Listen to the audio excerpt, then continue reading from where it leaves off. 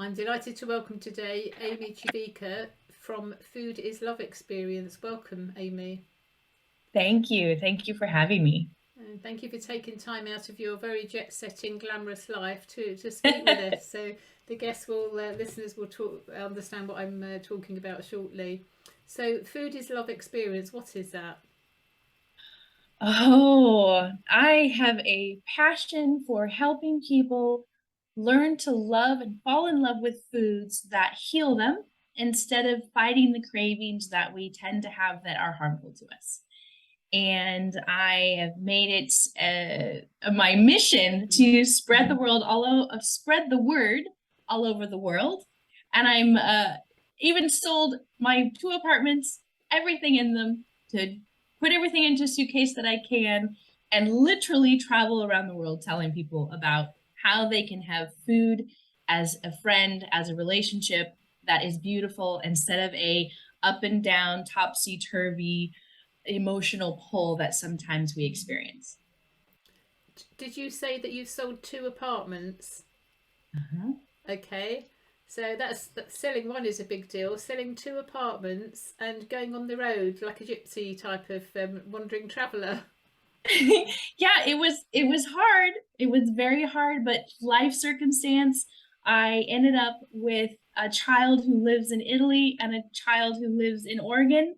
And I thought, okay, how does mom get to be in both places at once? And I really needed to have the resources and the ability to jump on a plane when I found a good deal. And so I have a 21-year-old that lives in Oregon and he's doing good on his own. And I have a 15-year-old who's going to high school in Italy with his father, which is where he was born and where I lived, and really was the foundation for where I began to understand having love and a lovely relationship with food is a key to a joyful life.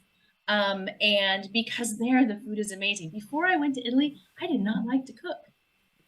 And I people are like, what? Because now I love to cook.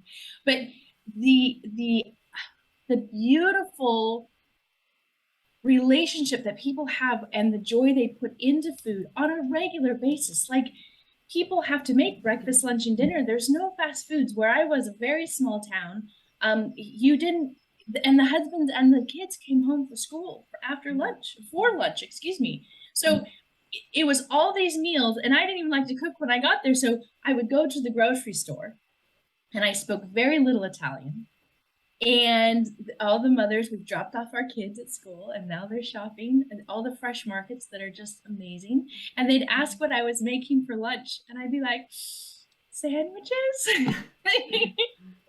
Because that was the American way of eating and very normal. And yet they didn't turn their noses at me, but they very certainly thought I was weird. And so them coming into my life and kind of infusing joy into a kitchen and setting things up. I would have women come in and they just, I'm pointing at where things are and they're making these amazing meals that are simple and beautiful from fresh ingredients that you get on the corner market. And I just fell in love with the idea of the simplicity of food. And if we keep it simple in our lives, that it actually helps us focus on the other things that we love as well. And so, one thing as the American that I wanted to make sure I was doing was not cooking every meal every day. And so I kind of developed systems for myself and my family that allowed me to prep vegetables and prep things that I could put on a meal at the spur of the moment. And I brought those systems back to the US when I moved back with my kids and found that mealtime was so hectic and so stressful to so many people. I started to think, okay, how can I help? And I created a business called Amy in Your Kitchen, where I would come in once a week and fill your refrigerator with whatever you needed to get through the week. And many, many people thrived with this.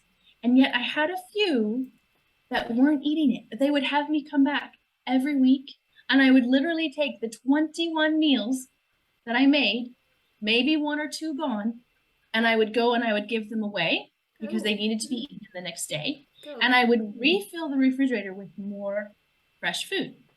And she wanted me to keep coming back, but I couldn't, it didn't feel right. And so I was trying to figure out a way, what is this and why is it so, it's affecting her life.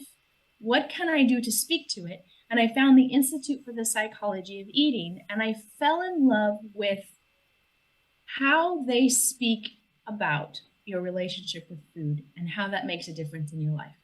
And so from there, I'm able to speak to my personal chef clients about where their relationship with food is and how that affects even their digestion. And so then things happen, COVID happens. And I had many clients who were like, oh no, you are not leaving us. You are essential. So I was able to continue to work in kitchens, thankfully. But through circumstance, my son younger ended up being in Italy and he ended up getting stuck there because of COVID. And so I thought, okay, I'm selling everything so that when the time is right and things open up again, I can head that direction and I can still be around family and friends. And as I went through the process, which was not easy to sell everything that I've had for 20 years. I mean, the things we collect. I know. And incredible. yeah, going through that was not as glamorous as it seems. And I had some hard moments, but I've arrived there. I now am very, very blessed to not have the space to collect more things. I collect memories, I collect experiences, and I love eating food because you buy it, you put it in, and you don't have to store it anywhere. So it's a beautiful experience. But with the eventuality of being needing to travel, I was able to create my life that I have now. And I am no longer working for any particular clients on a weekly basis because I'm constantly traveling. And the beautiful thing is now I offer my services as a retreat chef. So when somebody needs to host a retreat and they don't want to worry about the food side, I get to go in and cook for people because I truly love cooking for people. And it's joyful to me to be in the kitchen, to provide meals and to show people, even if it's a weekend, I can show people how the simplicity of food is beautiful. And so that's my hobby, that's my fun. And on the other side, I speak around the world and to anybody who will listen on the plane, in the airport, the taxi drivers, about your relationship and how having that connection and being awake to the connection between your mind and your stomach helps you digest and all the healthy things. There are so many things that we can do to promote our health. And that's a key piece that people are like, eat less, exercise more, yay, yay, yay. If you are not connected to your stomach, if you are not aware of your body, there's still a piece missing. So I really feel like all the amazing things that we can do for our health are like the bricks in the foundation of a building. And the psychology of eating, the relationship that you have with your body and with food, is actually the glue, the mortar. It's what keeps it all together. And so I have found that to be a very important piece. And in creating my Food is Love experience, we go through that foundation. We go through the different bricks. I bring colleagues in who are great at developing each brick. And we have access to all kinds of things to help that. And then we talk about how we keep it all together. How do we keep going? How many of us have gone on that diet, changed something in our lives to be healthier, and then eventually you roll back into your old habits? Why is that? How do we stop that transition? How do we stop that reversal? And that's where I come in. I talk to people about making these habits sustainable, making them move forward. And a lot of times it's not because you are a willpower weakling. It's not because you are, you can't beat yourself up about these things. And you have to kind of look at a little bit deeper, then you want to do it, and we all focus on our why, and that's beautiful. But it might be something that happened in our childhood that has created this emotion around a certain food or around a certain situation of our health that impacts us now as adults and is actually hindering, in a sense, how we can move forward and keep the changes that we're looking to do. And Elaine, I love your master wellness mentor, because I imagine you take people down that track and you're giving them tools to maintain it. Absolutely, yes. I also add in testing as well, so we can see what the body's actually doing, and that way we know Yes. exactly what the supplementation need is in the short term. Because, like you, food is the answer, and how we eat and when we eat and the speed we eat and who we eat with, and so on and so forth. So, what can people do to? You said that there's lots of things that people can do to improve their relationship. So, throw some examples out. Absolutely. The number one thing that I challenge people with is, who can sit and eat a meal by themselves without distraction, without TV, technology, magazines, pen and pencil, phone, Kindle, book, all those things? Who can really sit and focus on their food? Not very many people. And yet that would be a very simple key piece to starting to get connected to your food and your body. So I encourage my clients to even start with 5 minutes. Pick a window seat, pick somewhere where they love to look at the outdoors, because nature is beautiful. And if we can be in nature, we tend to be more relaxed, less stressful, which actually then helps us digest better as well. So one of the key things is giving yourself at least 5 minutes to focus on your food. And if you need to do the simplest act of, how does it taste? How does it feel on your tongue? Is it salty? Is it sweet? Go through, I give 10 questions. I could go through these questions and think about them so that you're really focused. And eventually you don't need to go through the questions. You'll just be able to feel it. But that's one piece that is incredibly easy and incredibly important. And you can even do it when you have drive-through food. Like, a lot of people, they're in a hurry. I don't immediately focus on, you shouldn't eat that. I focus on, you have to stop for 5 minutes. You cannot keep driving and eating. And most of the time, when people take the time to taste what they're buying in the fast food lane, they're not going to crave it anymore. But when we're on autopilot and we're just putting food in because, we need fuel, we tend to put things in that aren't actually satisfying. They're just getting us through the moment. So taking 5 minutes and not driving, not being distracted while you're eating is a huge piece. Then if you start to understand and focus on what you're eating and become aware, you'll tend to start making different choices. And, having food, access to good food, or snacks if you need them, if you are busy, is really does take some, what's the word? It takes some work. It takes some ideas. It takes some planning. And so I have a whole list and a way of planning out your week. I have a list of figuring out your favorite foods and the fastest way to make them, maybe making sure that you have those items kind of in stock all the time for a fast meal, because sometimes we need the fast meal, and that's okay. We can't always create beautiful things, but being able to create stuff quickly is part of meal prepping. So I actually do have a book that's called Meal Prep Magic, and it focuses on, number one, creating a kitchen that is stocked well for creating meals that you love. Having the right tools is key, just in anything that you do. It makes life simpler. And then being prepared to have those meals kind of in the refrigerator, or the ingredients easily to put together. So I can work with people in that respect. And it actually it doesn't take that much time if you learn the process with many things. Just saying. So that's one of my focuses as well.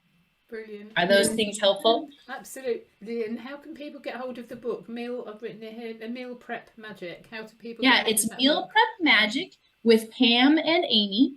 Right now it's on Amazon. It's $4.99 and it's a Kindle book. Okay, cool. Yeah, so we are working on making it a cookbook. There are 3 weeks worth of meal prep type meals. So when I meal prep, I'm doing 1 protein and then lots of different vegetables with different focuses. So you're making 1 protein, but you can make that into several different meals. And sometimes the 1 protein and all your chopped favorite vegetables, all you have to do is add a different spice every day so that you're not eating the same flavor profile. You can eat the same things, but the flavor profile being different helps you not be tired of it or, over it, if you will. So that's a key piece to being prepared and having meal prep. So there's 4 different weeks with 4 different proteins of cooking in there. And then I also have some cooking classes on YouTube. And I have access to that. I have an email sign up that is on my webpage, which is thefoodisloveexperience.com. And that I send out a recipe once or twice a month as well with the instructions. And I'm working on getting videos attached to those for easily making food and loving it. Like, the more that we can be prepared, find the simplicity of it so that it's not overwhelming, we get to go do the other things that we love more, right? Absolutely. It's all about balance, isn't it, at the end of the day? The type of clients that I've been serving up until recently are mostly those with cancer. So there's certain things that they should be doing and shouldn't be doing, and starting foods, stopping foods, etc., etc. So how do you manage when you have somebody who's got some particular thing, gluten free or whatever? And presumably that's not an issue for you. I choose to be mostly gluten free.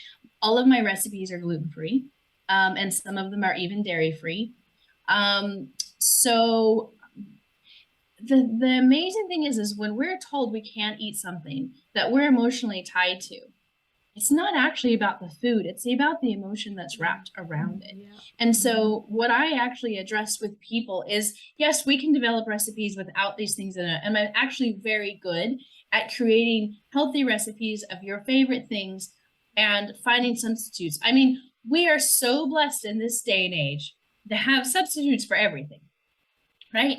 And while it may not be, it's about the psychological connection that we have to it that changes. So if I made a meal that has no gluten in it, most people don't notice until later. Or, I've had friends where I've made them a whole meal. They're like, oh, that was so good. It was so satisfying. And they're like, wait, there was no bread. And I was like, you don't need it. We have this because we were served bread as kids, or we got bread with, butter. And so we love that thing. And so actually what I would do is take the client, figure out the foods that would help emotionally satisfy them, but then unravel that emotion, see where it's coming from, and see if we can grow it. There's no changing it. It's there. But we can grow that attachment to a more mature attachment. Because when we have an attachment that has something when we're a child, we kind of get stuck in that. And as a childish attachment. And so a lot of times also when I'm working with my clients, I have them recognize who's coming to the table right now. Is it the 5-year-old who doesn't want to eat vegetables?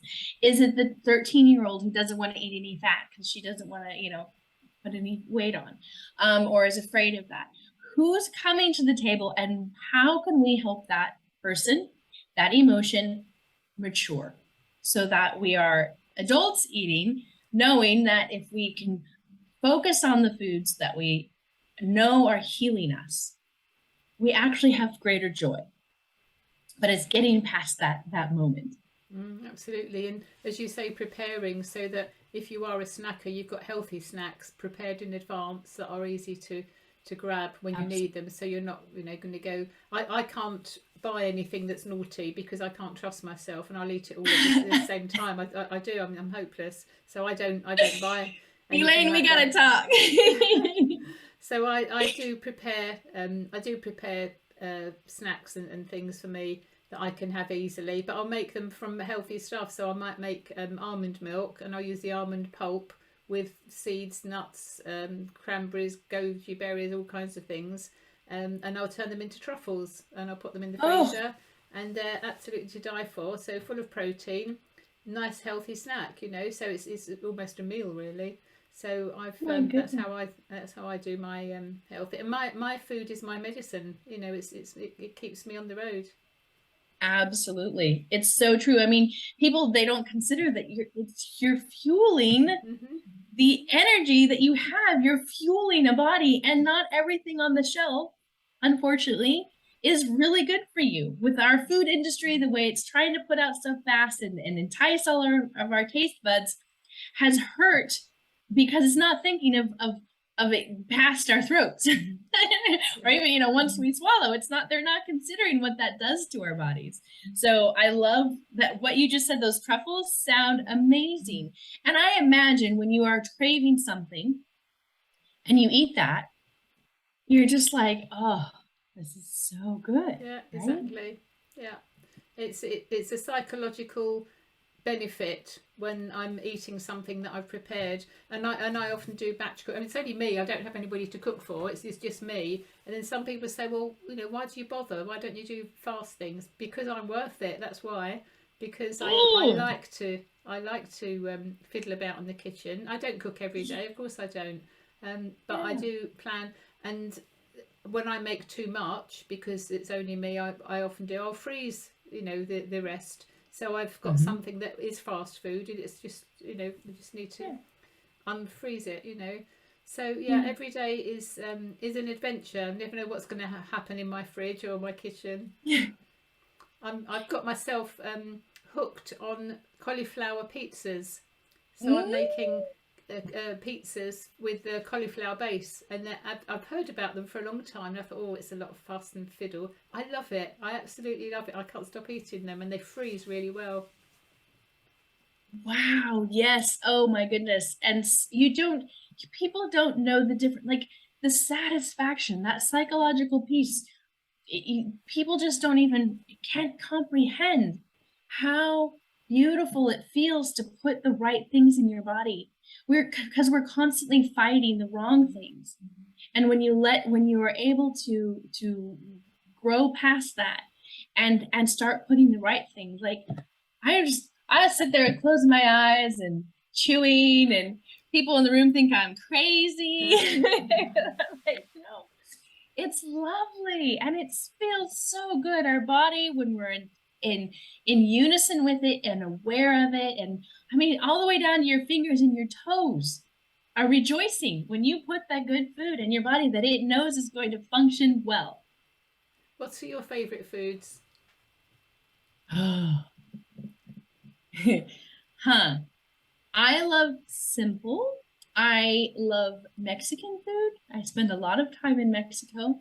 I love the beautiful way in which you can have the same ingredients and make 10 different dishes.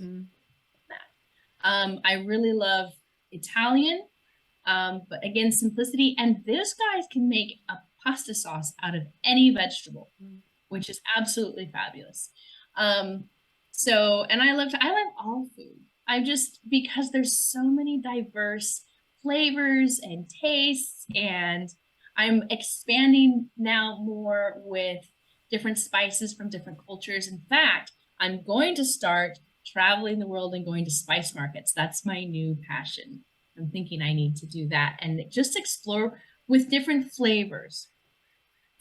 Because all the vegetables, the foundation is the same, and it's the flavors that we get to experience. And so experimenting and playing with flavors, I think, is one of my favorite things to do. What about you? I like everything as well. Yeah, I can't think of anything that I don't like. Not off the top of my head, I can't know. And I go with what's available at the markets here. And I just actually bought myself an ozone machine, water, hydrator, because I can't always get organic, which I much prefer. So because I'm really health conscious, I've now got I buy from the market rather than the supermarket, and then I'll use the ozone water to remove the pesticides and whatnot as best we can. So there's always ways around, no matter what your circumstances are. There's always something that you can do to improve the quality. Absolutely, absolutely. And I say, no matter what the vegetable is, there is a way that you can do it that will help you like it. Yeah. Like, I know there are many things that we don't like from our childhood because they were cooked a certain way. Yeah. And I always used to ask my clients, okay, what's the one thing you don't want to eat? And I'm going to find a way for me to create a way of cooking it that you like it. Because there's so many good things and molecules and all the different colors of vegetables. We need to eat them all. Yeah, eating the rainbow, eating a coloured meal. I've got a friend who's going through a health challenge at the moment, and she said to me, well, I'm going to have this, this and this for tea tonight. And I said, well, make sure you add red in it, because it was bland. It was just white and green. I said, oh, put some red in it and maybe some yellow, make it pretty. Oh, okay, that's a good idea. And just the colours on the plate lifts you, doesn't it?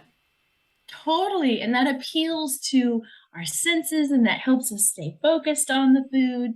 So I many times am alone eating as well. And I love to plate my food, even if I'm alone, because making something that looks beautiful and appealing also helps us keep our focus on it. I do the same. Yeah, absolutely. Because, as I say, because I'm worth it, like the advert says. So, yes. Amy, remind us of your connection and where we can get the book again. Okay, so my book is Meal Prep Magic with Pam and Amy, and it's on Amazon. It's $4.99, and it's an ebook for the moment. You can be looking for the hardcover to be coming out with more pictures and stuff of the recipes. And then you can find me at thefoodisloveexperience.com. Sign up for my email there. I do send out recipes and quick tips on how to do local stuff and current vegetables that are in season and things like that. So I have that. And then I'm on social media on Facebook, Instagram, and LinkedIn as Amy Civica. Marvelous. And for the listeners who aren't seeing this on the TV, what do you call it, YouTube? How do you spell your surname, please? It's Civica, Civica. Looks like Civica, but it's pronounced Civica. Civica. It's Italiano. See, I just gave an Italian lesson. Excellent. Thank you so much, Amy. It's a pleasure to talk to you, and I look forward to following your travels and seeing more of your materials as they come out. Thank you. Thank you so much for having me.